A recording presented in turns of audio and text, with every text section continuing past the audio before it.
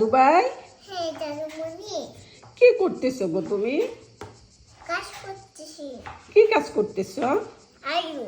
আলু কাটতেছো? লাউ লাউ লাউ কে কাটতেছে? লাউ এটা কি কাটছে? আমি। তুমি? মাশাআল্লাহ, অনেক সুন্দর হয়েছে।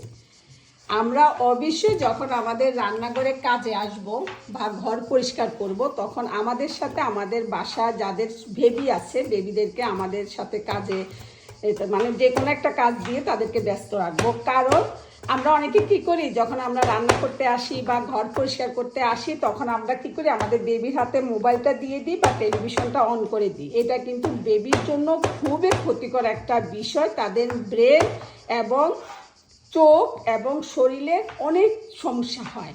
তাই প্লিজ আমরা মারা কি করব, আমরা যখন যে কাজ করব তখন আমরা আমাদের বেবিদেরকেও ব্যস্ত রাখবো আমাদের সাথে। ঘর পরিষ্কার করার সময়